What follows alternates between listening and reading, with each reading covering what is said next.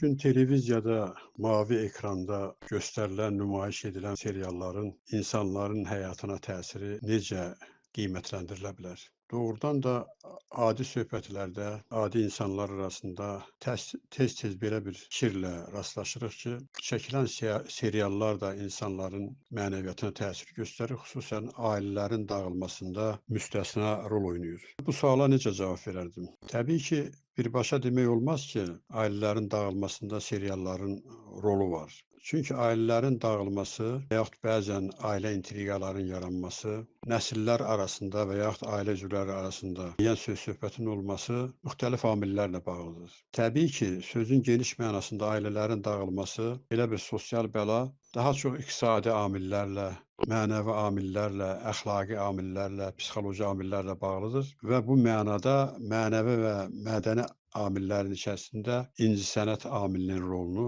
incəsənəti mən burada dırnaq içində verirəm, xüsusi yer tutur. Yəni, bu hansı incəsənətdən söhbət gedir? Buna ruslar mılnıya opera deyirlər. Sabun köpüyü. Yəni, sabun köpüyü kimi qabaran, qabarcıqları üzə çıxan, çox kənardan baxanda, necə deyərlər, diqqəti cəlb eləyən, amma yaxında gələndə gördüyümüz kimi tez sönüb məhv olan qovucuqları mən nəzərdə tuturam. Amma hər halda mən inkar etmirəm ki, seriallar ailələrə, geniş mənada, insanlara, yəni makro mühitə və mikro mühitə bu və ya digər dərəcədə təsir göstərir. Bəli, insanlar baxırlar teleseriallarda komfort həyat, parlaq insan həyatı, tətillər, maraqlı tətillər, balayları, rəqslər, insanları cəlb edən təbiət və mənzərələri, saraylar, qəsrlər, dəbdəbəli evlər, bunların hamısı diqqəti cəlb edir və bir çox adamlar elə düşünür ki, əsasən də xarici ölkələrdə güya insanların hamısı bu şəkildə yaşayır. Elə bu hava ilə nəfəs alır. Ona görə də bəli, demək olar ki, ailə daxili söhbətlərin yaranmasında, eləcə də ailələrin dağılmasında serialların rolu var.